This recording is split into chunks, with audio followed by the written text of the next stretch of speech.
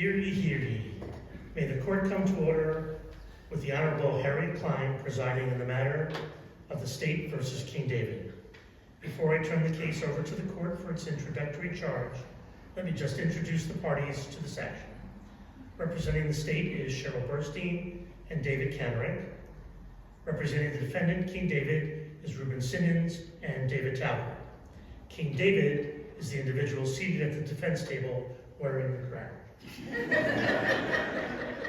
The case is now called to trial, and are all parties ready to proceed? Yes, Your Honor. Yes, Your Honor. So be it. Excuse me, but I think the court clerk has forgotten a very important order of business. Even Aaron Judge gets better than this. You didn't tell them all rise. All right.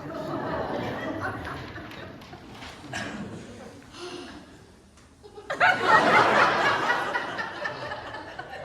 love that part. Well. Good evening, ladies and gentlemen, and welcome to my courtroom.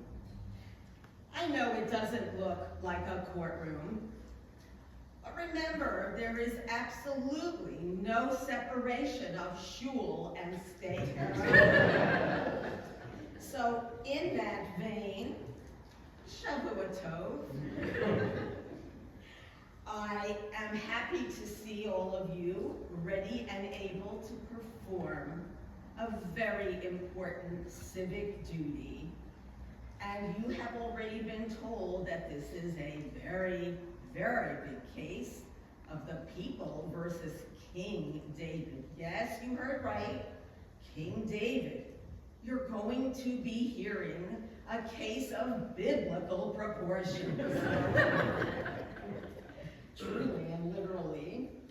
So I want to start out by helping you with that task by telling you what your role is and what my role is, just so things go smoothly.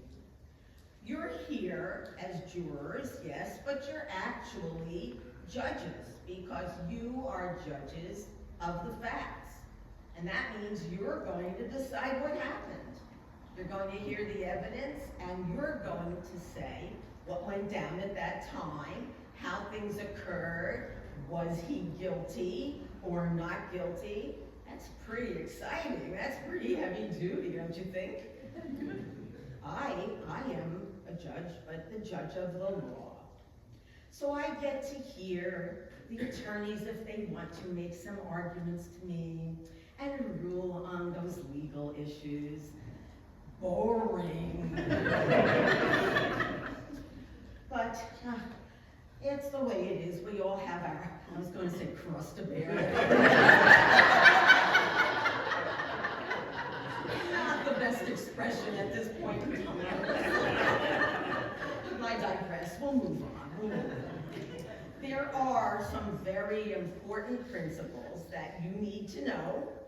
And you may have heard them already if you watch those lawyer shows, you know. Things like the presumption of innocence. Well, yes, the defendant does enjoy the presumption. He may not be enjoying it, but he has a presumption of innocence. And that means he is presumed, he is deemed innocent. He's pled not guilty, and he must be seen as such unless the people are able to prove him guilty by a level of proof that we know as beyond a reasonable doubt. You might ask yourself, what does that mean? Well, that's a very good question. Many of us have pondered that, and I'm going to try to help you with that one. But that will be after the evidence. I'll give you a few definitions so they're fresh in your mind, and that way you can go into the jury room feeling somewhat educated. But a couple of other things to know, all right? You have to decide the case based on just what takes place within these walls. So, no Googling, no phoning a friend, no asking for help, And goodness, if you haven't already, forget what you learned in Hebrew school. That's not going to help you at all. That's it for me. So we're going to be embarking on this journey together. You are going to be deciding the believability of your witnesses. We're going to have witnesses. Let me tell you, both sides are going to call them up, and you're going to hear right from their own mouth what they say happened.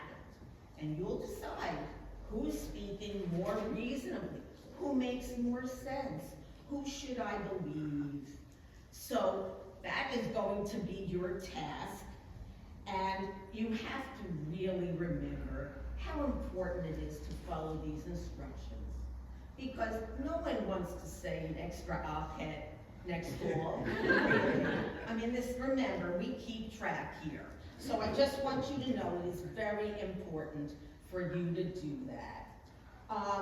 The case will be a charge of murder of an individual known as Uriah the Hittite, of blessed memory.